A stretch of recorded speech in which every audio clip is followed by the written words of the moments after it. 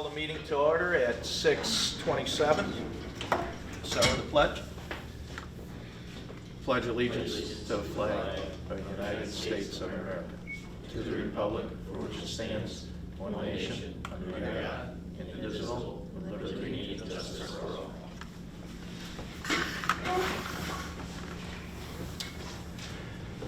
Okay, the minutes have been distributed. If you've had a chance to read them, are there any corrections to be made?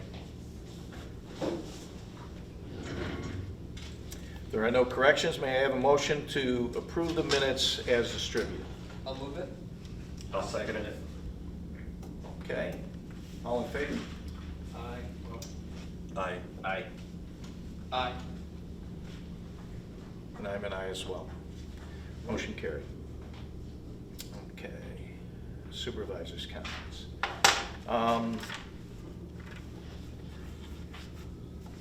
We had a discussion today, like we do every week, with all the town supervisors. And one of the things that came up, the biggest thing that came up with, what are we going to do with the parks? Now, we're trying to open up the parks as much as possible. We have the trails open, and we just recently opened up the tennis courts. But there are some issues with COVID still lingering out there, and I'm actually going to turn this over to our park supervisor so he can explain what we're doing now and what we plan on doing in the future. So to fill everybody in right now, what we have is the playground is snow fenced off, the pavilions are still winterized and snow fenced, and our bathrooms are still closed and winterized. Everything else is pretty much open and accessible. Oh, and the basketball courts, the hoops were taken down from stopping people from going and playing. But open green space is still available. Our walking trail is still available. There's plenty of sunshine out there the last couple of days, and we've seen people walking and doing things like that. So right now we're on standstill of how we're going to move forward. There has been talk in the Central New York Parks and Recreation Society that other directors are in the same boat, scratching their head on programming, day camp, playground programs, all that kind of stuff, and how to handle it, what to do, how to keep social distancing, how to keep kids safe in programming. So there's a lot of unknown certainties right now, and that's where we're at. One of the big discussions that I've been having with the supervisor was, what are we going to do with the spray park?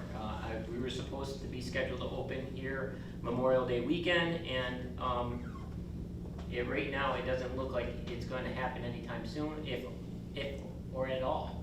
I know that Camillus is not opening. I got off the phone with the director over at Camillus, in which he said it doesn't look like they're going to open their spray park, but they will be opening their beach at Gilly Lake, because they have personnel and staff that can monitor it, do the cleaning that needs to be done, and keep people at a social distance.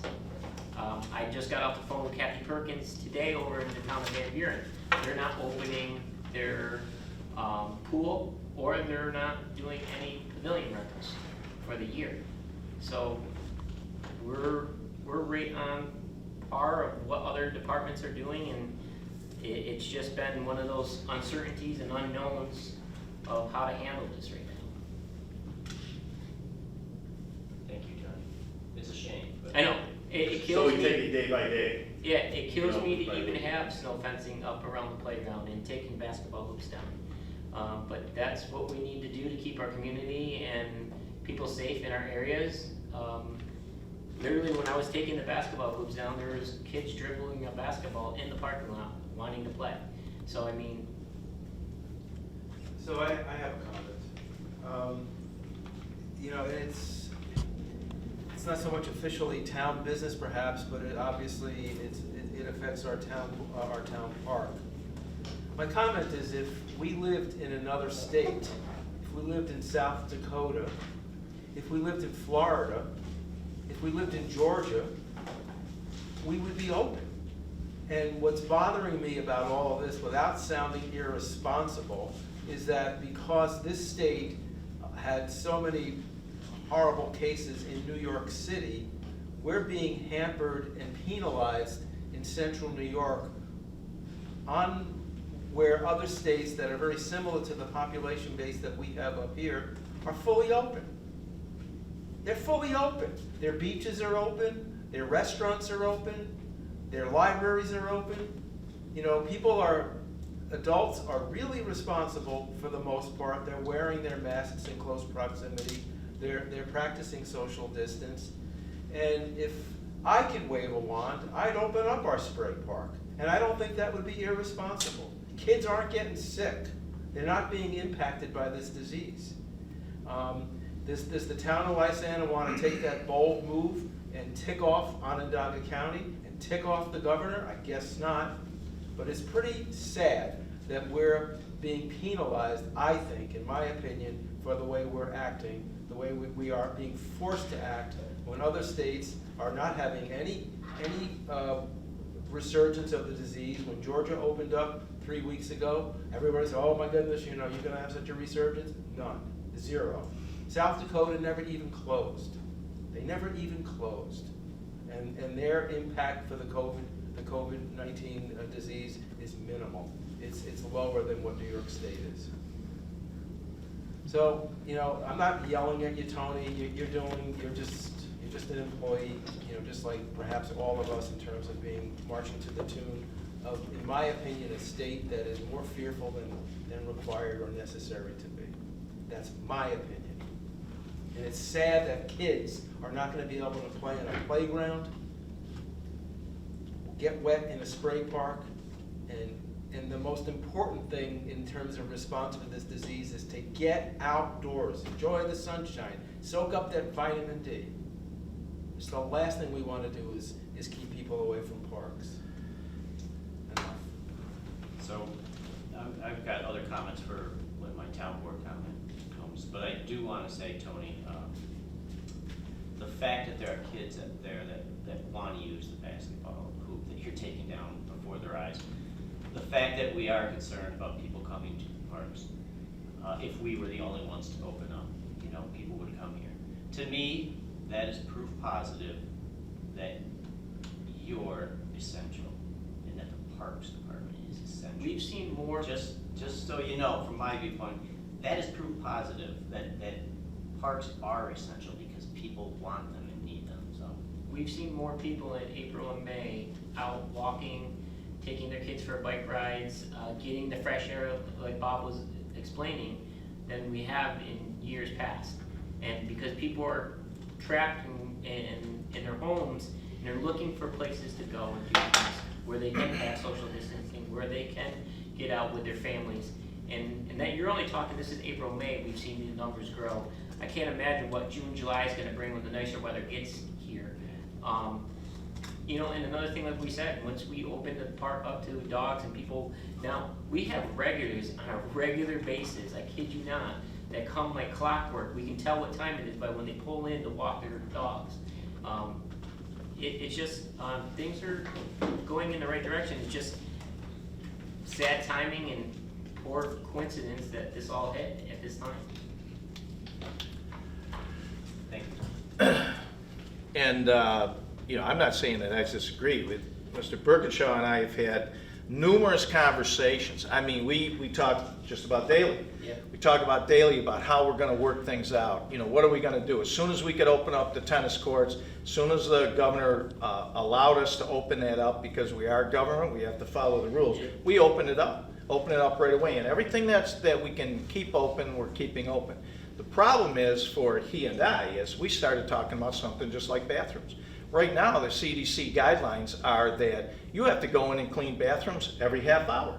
So now we have 3 bathrooms. We would have to hire a full-time staff just to clean bathrooms all day long, every day. Now, what about the other social distancing aspect of it? The problem for us is how do we maintain that? You got kids in a spray park. You got 3 little kids in there, 2, 3, 4 years old, 5 years old, 6 years old. They're not going to be able to maintain that. How do we regulate that? And then if we have some park attendant in there, 16, 17, 18-year-old, go over to tell a 3 and a 4-year-old to spread apart, and then you got a parent, hey, don't talk to my kid like that. I mean, how do you do that? We couldn't come up with any ideas how you could do that. And then we're not getting good guidance. The county executive was on the phone with the town supervisors today, and while he was there, his communications director, I asked him if he could check with the Department of Health, because I'm not an epidemiologist and I don't think anybody in here is. So I don't have good answers for that, and I don't want to make a mistake, but I disagree with Mr. Gerasi, is that our kids aren't being affected. The problem is the kids are being affected. They're coming down with that crazy rash. They got a name for it, but that's because of COVID. So I don't want to be responsible for some kid coming down with that. Now, are they going to come down with it? I don't know. What are the chances? I have no idea. But it's out there, and so what are we going to do about that? And if we open that up and they do come down with it, do we open ourselves up for some liability? The answer is yes. And I don't think we should always be concerned with just 100% liability, but we got to think about all of these things. And the problem for us right now, especially with the parks, is there's no good answers. I don't have any good answers, and anybody that I try to reach out to don't have any good answers for it either. So we don't live in Georgia, we live in New York State, and unfortunately we have to follow the rules that we're given. And for right now, we have to keep the park, with limited use. And as soon as we can do something with it, as soon as we get some better direction, and like I said, Mr. Birkinshaw and I, on a daily basis, we go over different things about this, and we're trying to do what we can to allow people to use our facilities. So we'll be moving forward with that. And in saying that, I hope that some of the people watching this get an opportunity to go into our parks.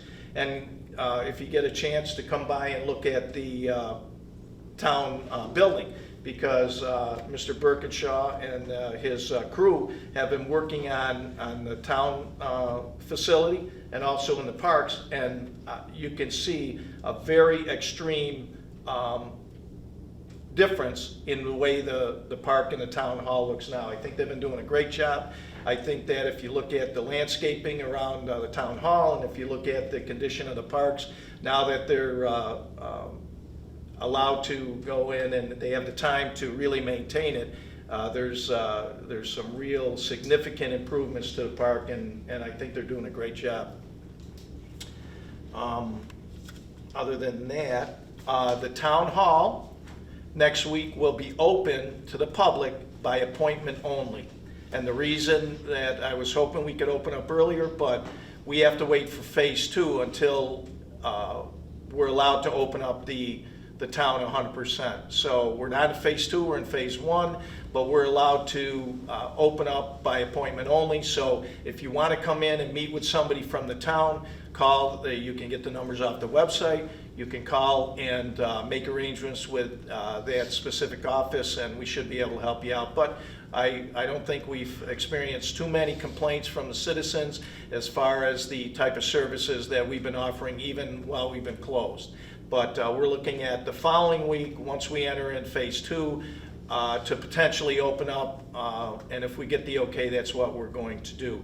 Certainly anybody coming into the town hall, if you're sick, you're going to be asked to fill out a visitor questionnaire, and on the questionnaire there's a number of questions that you're going to have to answer to, and if you answer yes to any of them, you're not going to be allowed in, and that's for the safety of the personnel inside the town hall.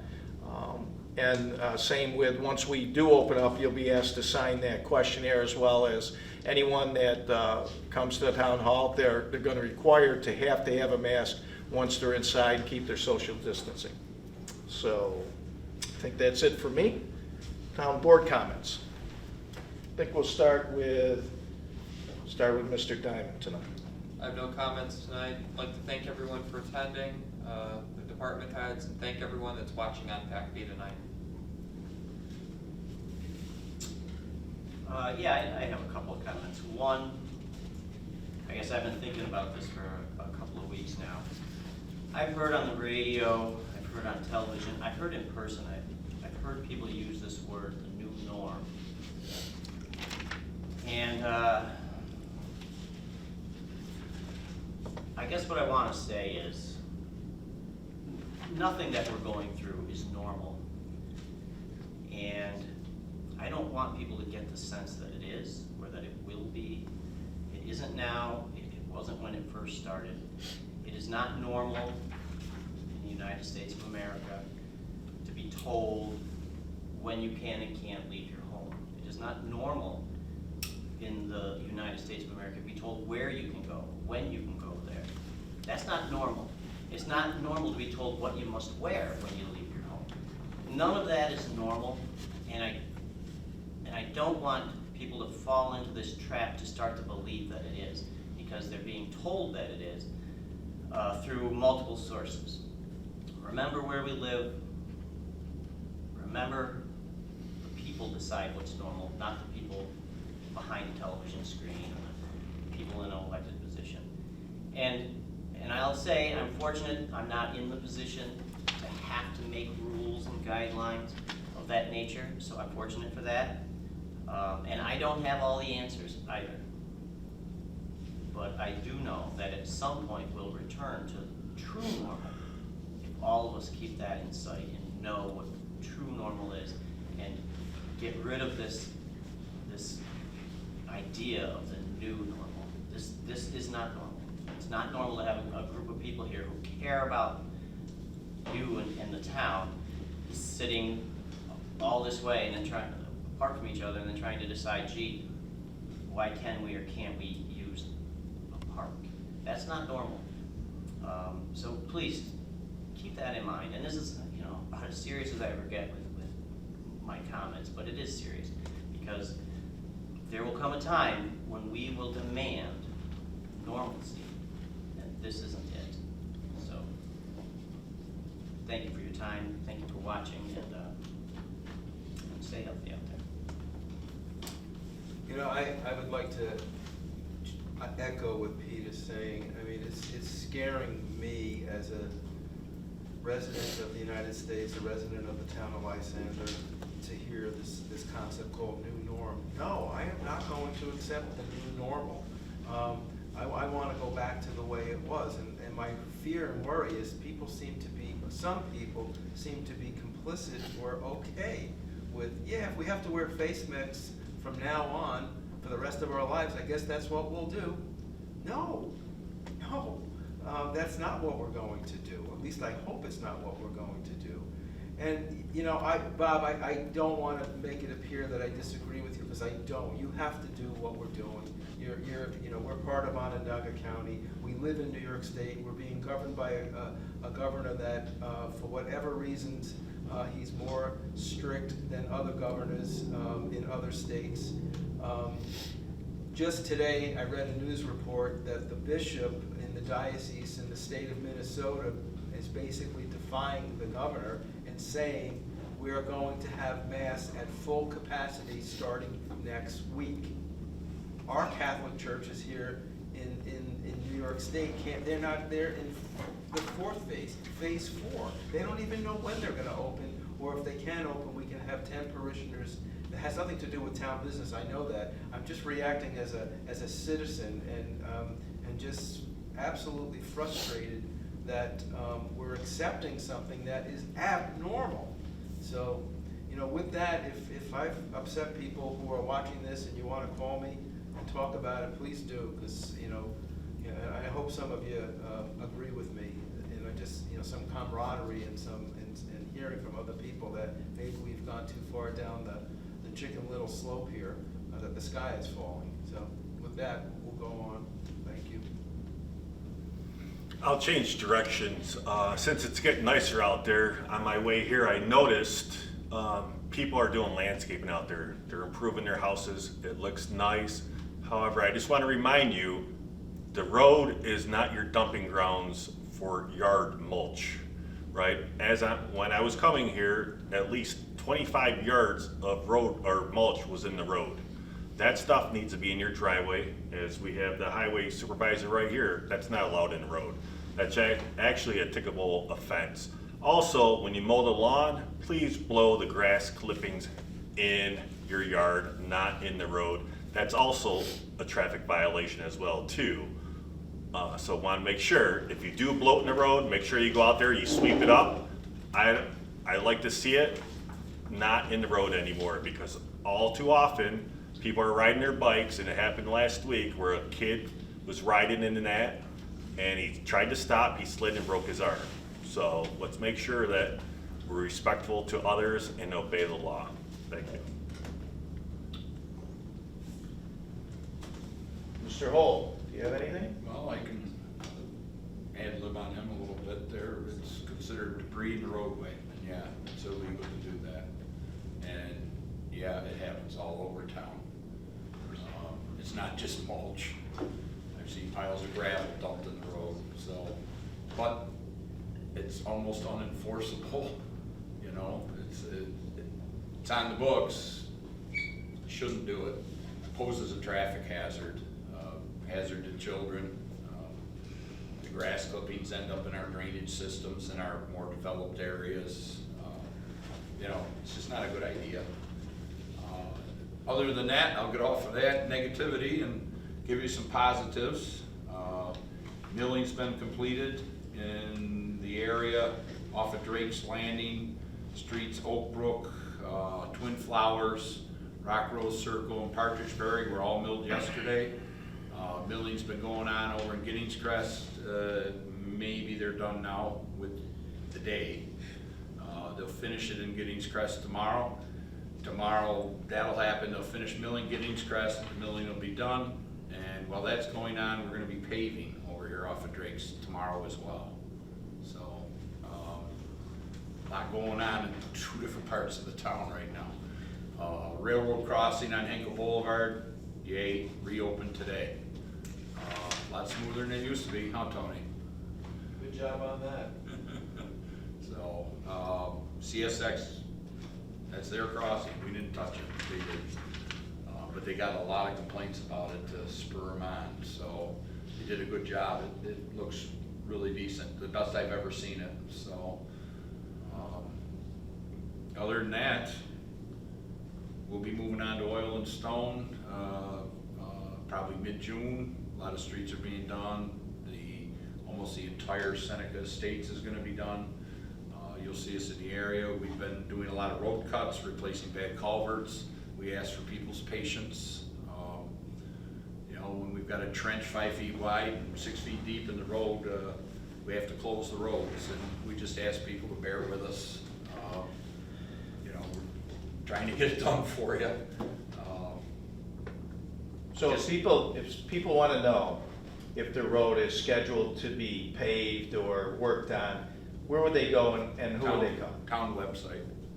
That's your best bet. I've kept Dina informed.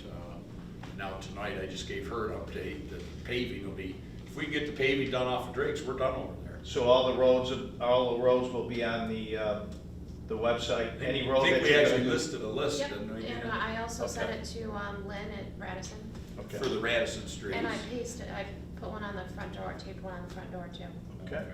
Yeah, we're trying to keep people informed, because the biggest problem we have is this time of year, people leave their cars in the road and we gotta get them moved, or we can't get down there, and we hate banging on your door and waking you up at 6 in the morning, so, but we have to do it.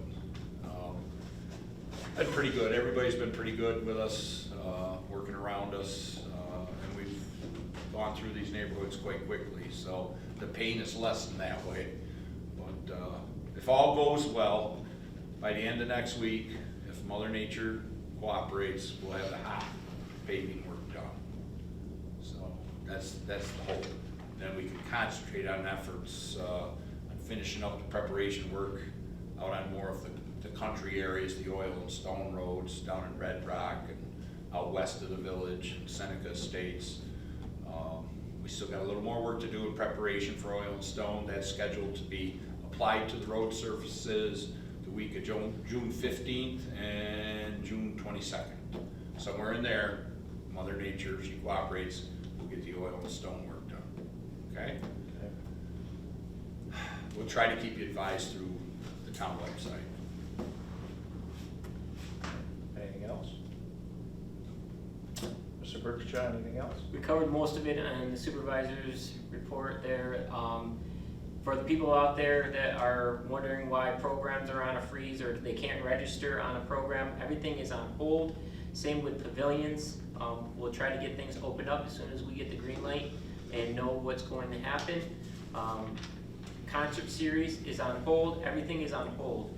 So it's not that it's canceled. It's not that you know, we're doing other things. It's just right now we're going to see how this all unfolds, and if we can open up, we'd love to open up and get you your graduation parties and your birthday parties and things like that. So we're working with that. We're having daily and weekly meetings all the way around, and hopefully phase 4 comes sooner than later, and we can get things back open and have people back visiting the park.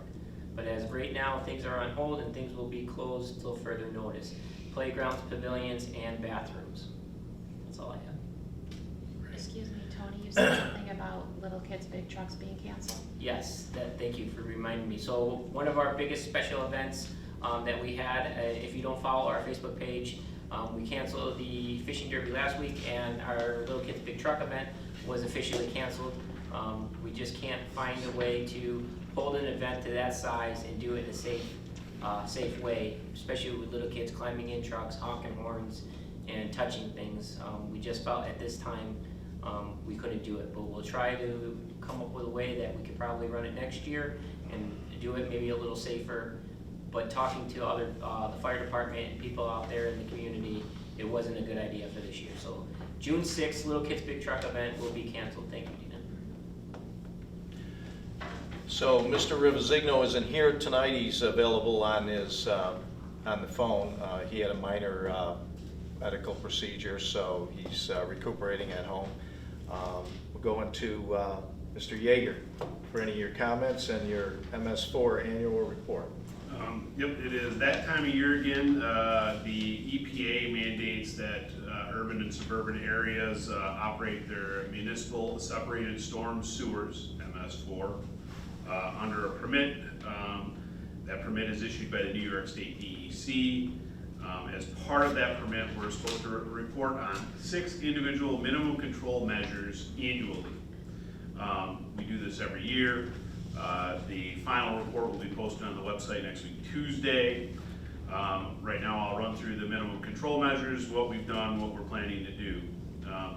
Minimum control measure number 1 is public education and outreach. We partnership with the CNY Stormwater Coalition to meet this minimum control measure. The measurable goal for this reporting period was to maintain the stormwater website and information library that can be used for reference by coalition members and members of the general public. The website is successfully functioning and received a 3.5% increase in traffic in the past year for a total of 4,398 hits to the website. Minimum control measure number 2 is public involvement and participation. We coordinate with the Stormwater Coalition, who operates a stormwater hotline for reporting violations and illicit discharges. The minimum measurable goal for this period is to post stormwater information to the town website and develop a stormwater webpage with a counter. To date, in this reporting period, the town's posted 7 articles and notices related to stormwater on the town website, and have started planning for the development of that stormwater webpage. Minimum control measure number 3, illicit discharge and elimination. We partnership with Onondaga County Soil and Water for outfall inspections and mapping. In this reporting period, we had 1 illicit discharge that was reported. The illicit discharge occurred to be naturally occurring discoloration in stormwater. The county did not inspect any of the town's outfalls this year, which they had did a complete inspection of our outfalls the previous year, and they all have to be inspected once every 3 years. The measurable goal going forward will be to update our outfall inventory to include all outfalls as defined by the local New York State DEC Stormwater Liaison, Ms. Julie Melanson. Right now, our outfall inventory does not meet the guidelines that have been set forth, so we're gonna need to GPS a whole lot of storm sewer outfalls that are not included in our inventory right now. Minimum control measures 4 and 5 are construction site and post-construction control stormwater management. Minimum control measure 4 is construction sites. The measurable goal in this reporting period was to track the number of construction sites required for enforcement action. 3 notices of violation were issued in this reporting period, resulting in 1 stop work order. Minimum control measure number 5 is post-stormwater construction management monitoring. Our measurable goal was to inventory new practices and inspect all existing practices annually. We inspected 25 practices last year and identified 1 facility that required maintenance, and that maintenance was completed. Minimum control measure number 6 is stormwater management operations for municipal operations. The Highway Department cleaned 62 catch basins and inspected them, and about 107 miles of road were swept. The measurable goal in this reporting period was to have the Highway Department complete the modified street sweeping and catch basin logs. The catch basin logs were completed. The street sweeping logs was still not quite meeting the DEC minimum standards. We're going to further modify the street sweeping logs in hopes that it'll be more user friendly for the Highway Department. That's the end of our public information session. Normally we'd open up this for questions as required. Obviously this isn't an open meeting. If you have any questions or any comments, please email me at engineer@townoflysander.org. And then we'll read the questions off next time. Yes, if anybody, I'll be perfectly honest, I've been doing this for, with it being held time, 13 years now, and I haven't got any questions. You better knock on wood. People had a lot of time at home. You might have questions. Please, email us. Email. Yeah. Any other comments, Mr. Yeager? No, that's it. Okay. All right, so we'll move on to the regular agenda items. May I get a motion to adopt the following Town of Lysander policies? COVID-19 policy regarding wearing face coverings, continuous health screenings, policy for social distancing, and policy to restrict non-essential travel. I'll move that. I'll second it. Okay, moved by Mr. Girassi, seconded by Mr. Kudaratskis. Discussion. Yeah, I had just 2 questions. One, I think this is terrific. Did these come out of the blue, Bob, or is everybody? Well, I'd love to take 100% credit for them, but I can't. This was actually, we took most of this from the town of Salina. Okay. And the town of Salina put this together, so we're still, there's still some changes that I gotta make in this, but the policy is gonna be essentially what you're seeing before you. We gonna go into executive session because there's some legal issues with a couple of these, so we can discuss it further. But the majority of this is gonna remain intact, and it's for people that are watching this. It's really for to protect people that are working here and people coming into the building. That's good. And the second question is, on that, the first page of the face masks or face covering, there's a clause in here that says, in addition, any customers coming into the town facility must be offered a disposable face covering. And I'm just wondering why we're doing that. Like, if you go to Walmart or Tops or wherever, you're required to bring your own. Why are we doing this? Well, that's some of the things that I want to discuss in an executive session, but Oh, okay. people are going to be required to wear face coverings when they come into the building. Now, whether we are going to offer that to them or not, that's, that's something that we can discuss. Well, And if we pass this though, it'll be passed as is? I would say, if we pass this, I would say that we pass it pending review by our attorney.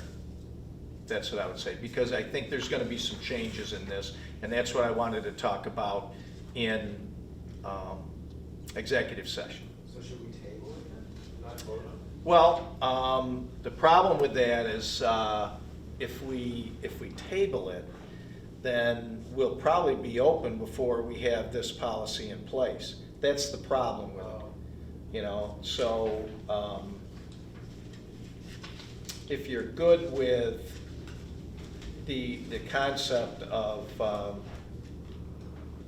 these policies being in place, I think that once we get our legal advice from, we have to talk about some other things. And I would have done it with Mr. Rivazigno here, but I thought once we go into executive session, we have to call him regarding some other issues anyway. Anything that we want to talk about regarding this specific policy, if there are any legal issues in there, we could talk at that time and then modify it. I think that's okay to do. We could table it, if you don't I feel. hear what you're saying, you're gonna be open. But we might, and we want to open up the town hall as soon as possible, and I thought that it was important to get something in place prior to opening up. Mr. Supervisor, you could also, next time rescind this resolution and then adopt the new the resolution with the updated COVID policies. I feel comfortable with that. That's why you are here, to give us good advice. So I like that idea as well. So we could adopt these and then rescind these and then adopt the new policies, because I'm sure there's going to be some additions or deletions to this policy. Sounds good. Oh, jeez. I didn't think I had this.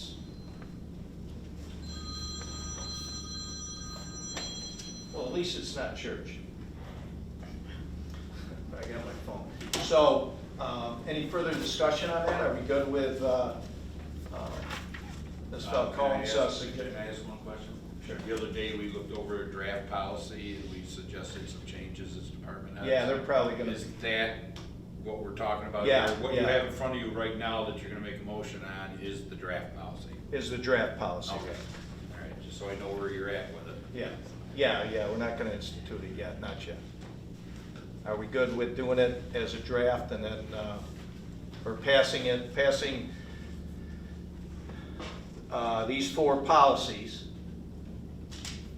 as is right now, with the idea that there could be modifications with it, because everything changes. Things change, and, we could change this policy next week. Sure. But I think we should have one in place. And if you don't have major issues with this, we could go along and revise it as we go, because this COVID thing changes, daily or weekly at least. I'm good with it. Yeah, Everybody got it? Okay. So no further discussion. All in favor? Aye. Aye. Aye. Aye. Aye. And I'm an aye as well. Motion carried. May I get a motion that the town supervisor be authorized to sign the cover sheet of the contract drawing prepared by CHA Associates with the final revision date of May 15, 2020, and the NYSDEC application for approval of plans for a wastewater disposal system, formerly BSP-5 for Timber Banks, Timber Ridge Lane Development, per the recommendation of the town engineer's letter dated May 18, 2020. I'll move it. I'll second. Okay, it was moved by Mr. Gerasi, second by Mr. Diamond. Any discussion? I moved it. Oh, I'm sorry. That's all right.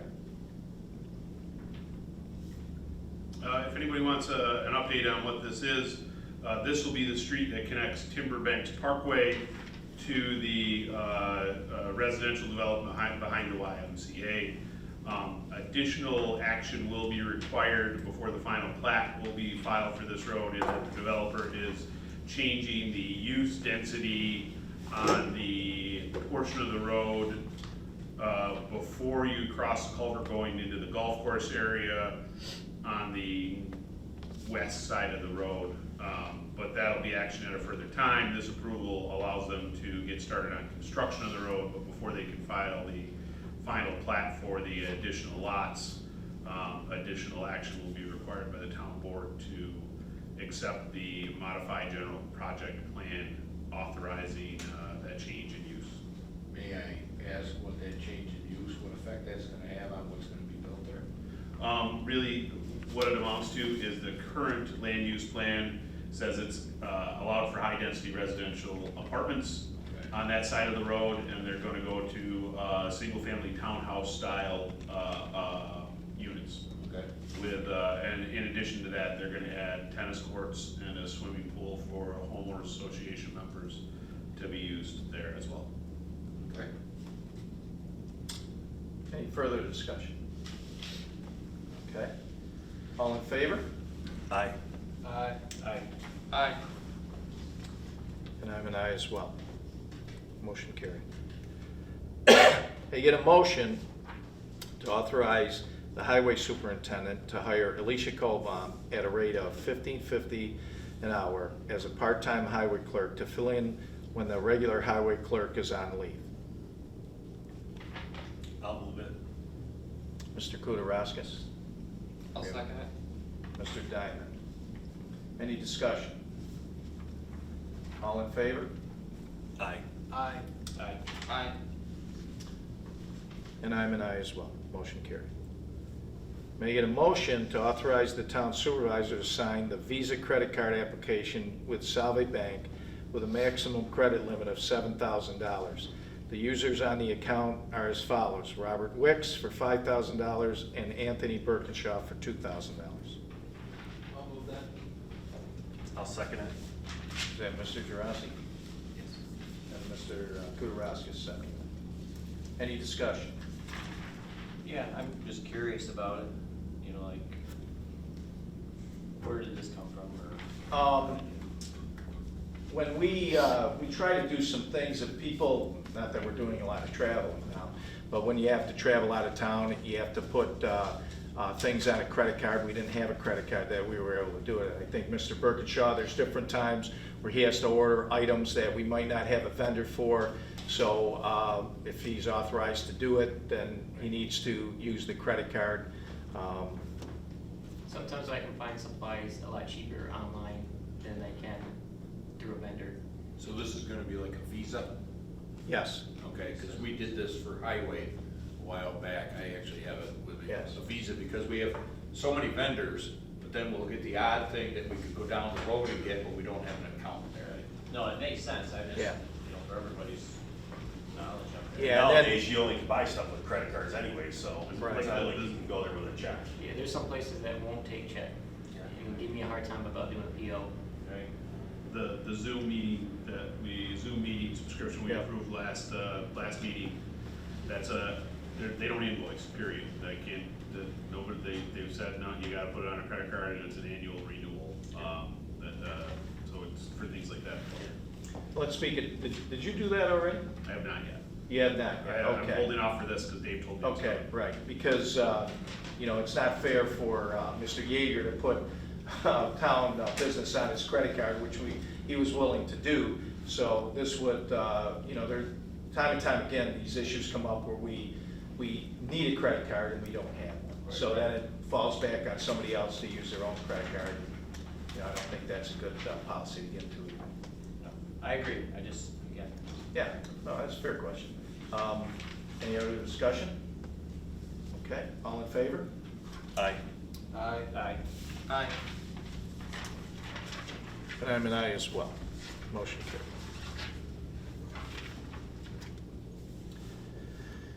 May you get a motion to declare the following equipment as surplus and obsolete and to properly dispose of through the electronic recycling program. One Dell 3100 series computer with monitor tag number 1116 and 0799. I'll move it. I'll second that. Okay. Mr. Moore, and seconded by Mr. Diamond. Any discussion? Okay, all in favor? Aye. Aye. Aye. And I'm an aye as well. Motion carried. Any new business from the board members? No new business, okay. All right, there is a need for an executive session tonight. So may I get a motion to go into executive session to discuss potential litigation, union contract negotiations, and to get legal advice regarding both issues? I'll move that. I'll second. Okay, Mr. Drossy, and seconded by Mr. Moore. Okay, at 7:12.